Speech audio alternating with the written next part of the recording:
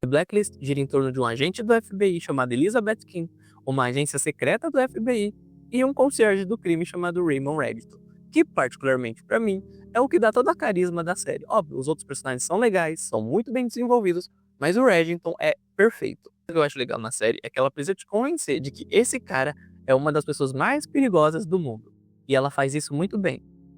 Sabe aquelas palavras do Tywin Lannister de Game of Thrones? Qualquer homem que precise se afirmar o rei não é um de verdade?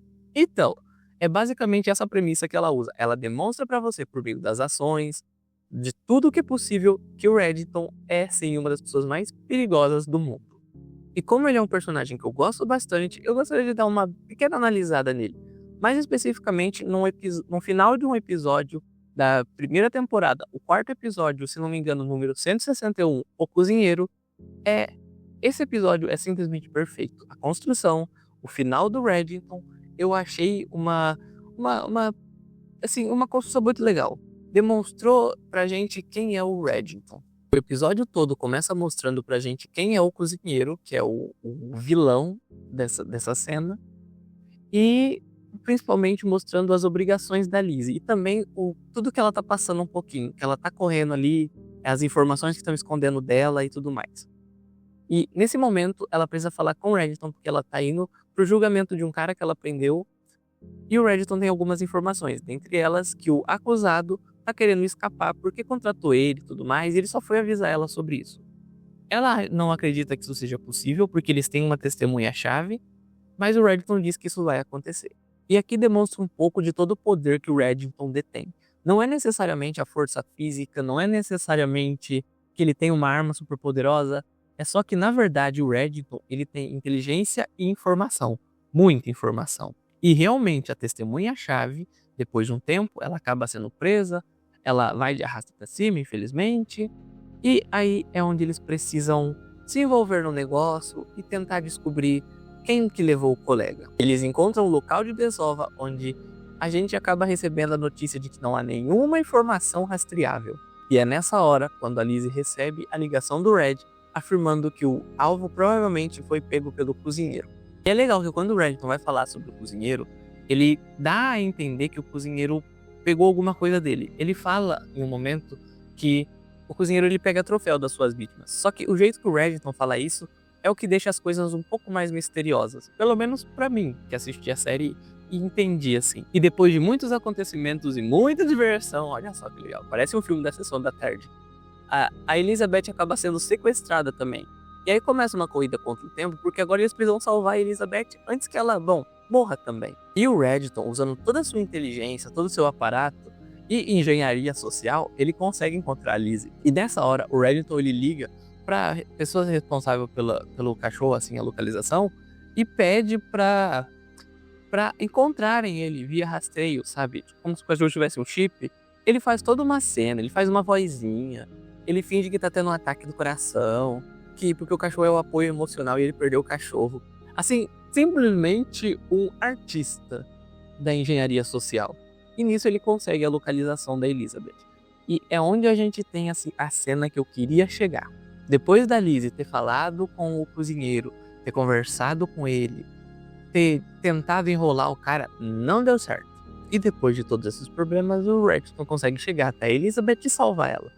Ele dá meio que uma capacetada no cara, o cara cai, escorrega e tá tudo tranquilo. E aqui é a parte mais interessante de todas, porque a gente tem um plano aberto, onde os dois estão quase na mesma altura. O Reddington e a Lizzie, sabe? Sabe quando você abaixa pra falar com uma criança, ou um pai abaixa pra falar com uma criança? É basicamente isso nessa cena. É o que eu vejo, é como se o Reddington estivesse ali demonstrando os sentimentos paternos que ele tem pela Elizabeth. Então altera pro rosto da Lizzie, onde é um plano mais detalhado. Aqui tá mostrando como ela tá abalada fisicamente, psicologicamente, emocionalmente. Ela tá só o pó nessa parte. E mais uma vez o plano detalhado ele passa pro Red, onde a gente tem expressões diferentes e inesperadas para um concierge do crime, obviamente. Expressões que parecem de medo de perder alguém, as expressões de afeto, sabe? Carinho, arrependimento, preocupação.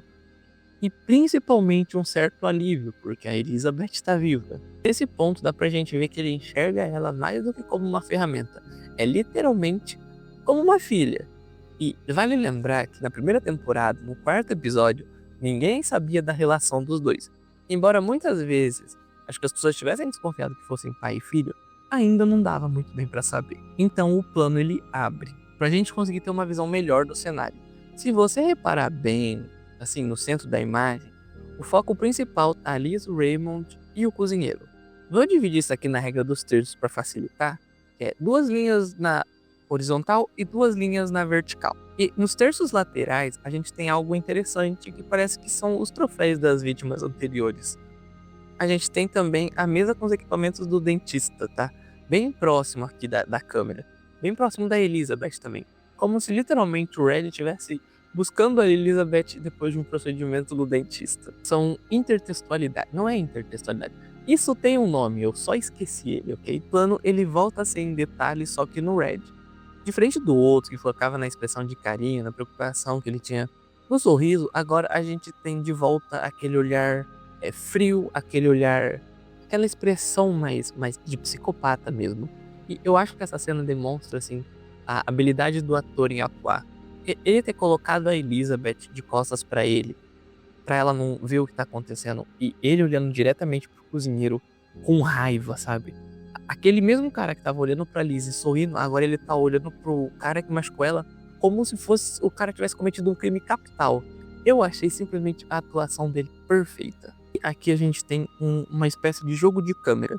O plano ele muda, mostra o cozinheiro com enquadramento meio parecido com o do Red.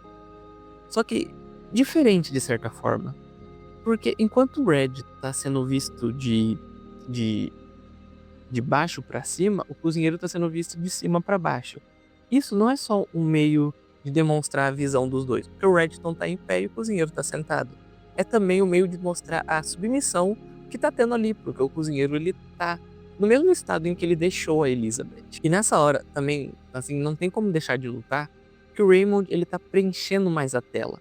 Enquanto o cozinheiro ele fica um pouco mais apertado nos terços, sabe? No cantinho da tela aqui. E isso meio que ele deixa os outros quadrantes abertos. Aquele que outrora era o vilão, agora não passa de um cachorrinho acuado. Tá na mesma situação em que ele deixou a sua vítima. É um fato que a presença do Red aqui, ela tá literalmente preenchendo o lugar. Então a gente precisa evidenciar aqui agora o fato de que o plano ele tá mais aberto, tá mostrando mais o Reddington junto do cenário. Enquanto o Reddington tá contando uma história, a gente tem aquele fundo que serve meio que pra deixar ele mais humano, creio eu. Tentar você fazer ter empatia com o psicopata. Pelo menos foi o que me pareceu. Porque a história que ele tá contando é de um fazendeiro. E no fundo a gente tem ali umas coisas simples, sabe? Uma luminária iluminando o local, uma poltroninha, uma mesinha aqui no canto. Eu acho que isso serviu não só para ambientar as coisas, mas também para você tentar te fazer entender como é que é a situação do Reddington nesse momento. E antes de continuar, eu queria pedir para deixar o like nesse vídeo e, se possível, a sua inscrição no canal, porque me ajuda demais. Eu posto vídeo nas quarta-feiras e quando eu quero falar de algum jogo eu posto numa sexta. De vez em quando pode ser que saia um vídeo aleatório no meio da semana, porque me deu vontade, ou porque eu tive tempo de fazer, porque nem sempre eu tenho tempo para gravar as coisas. Então eu meio que tento gravar tudo de uma vez, entende? Mas voltando pro assunto principal do vídeo, e nesse plano a gente tem os 3 elementos enquadrados na imagem. A Lizzie muito mais próximo da gente, o Reddington o único de pé na cena, tendo até a parte da sua cabeça cortada pela câmera, sabe? Isso serve meio que pra passar uma imagem de autoridade. É mais ou menos isso. E o seu distanciamento emocional e o perigo que ele tá representando também. Porque ele é uma pessoa perigosa e a gente sabe isso. Só que ele não é uma pessoa perigosa pra Lizzie que tá ali ou pro espectador, obviamente. Ele, nesse momento, ele tá representando uma pessoa perigosa pro cozinheiro, pro homem que feriu a imagem da filha dele. Porque, querendo ou não, às vezes ele considera, assim, a Lizzie sua filha. Ele assume esse papel em alguns momentos. Desde o primeiro episódio ao 4º, ele tem ali algumas atitudes que não condiziriam com alguém que não considerasse uma pessoa. Depois de ambientar, assim, o plano volta a ser focado na cara do Reginald, demonstrando as expressões que ele tá sentindo. O que deixa tudo um pouquinho mais enigmático. Apesar do drama que tem nessa parte toda, ainda assim tem uma certa... um certo mistério por trás do porquê essa história, porquê esse cara faz a gente imaginar de que talvez ele seja o fazendeiro ou um amigo dele. É muito complicado. E vai rolando aquele jogo de câmera entre o Red e o cozinheiro, alternando o plano, o ângulo. O foco no rosto do Red com a iluminação é o que deixa tudo um pouquinho mais dramático. É o que faz as coisas ficarem com o seu tom de drama, sabe? Depois de ter passado por tudo isso, depois de ter agido como um psicopata mesmo, jogando o cozinheiro dentro da banheira, a gente tem uma cena que deixa as coisas com um gostinho de talvez. Que é quando o Raymond ele vai até uma escrivaninha e pega um livro, que é o livro que tá todas as fotos das vítimas do cozinheiro. Ele vai folheando esse livro como quem não quer nada. E a câmera, nesse momento, é importante dizer que ela tá por cima do ombro do Reginald, não tá mostrando o rosto dele. E essa parte do rosto dele tá totalmente embaçada, porque o foco nesse caso é o livro. Depois de folhear a página algumas vezes, a gente pode ver que ele retira a foto de alguém. E esse é o ponto mais legal, porque quando ele retira essa foto, a gente não vê as expressões faciais dele, porque a câmera não muda. E se você acha que eles vão mostrar, não mostra, simplesmente corta pro Reginald levando a Elizabeth pra ambulância. Isso aqui, pelo menos pra mim, serviu pra dar essa parte enigmática do Reginald, de o que ele quer, quem é essa pessoa, será que ela era a filha dele, por isso ele tá espelhando na Elizabeth as suas funções da paternidade. Tudo isso é para construir quem é o Red. Eu gostaria de agradecer você por ter assistido até aqui. Mas antes eu gostaria de falar também que eu não fiz necessariamente uma análise do personagem, porque são muitos episódios que essa série tem, e a gente analisar um personagem única e exclusivamente por um episódio é um tanto quanto complicado. A gente pode analisar o momento dele, que foi o que eu tentei fazer aqui. Caso você tenha gostado, considere deixar o seu like. Muito obrigado mesmo, eu agradeço você e até a próxima.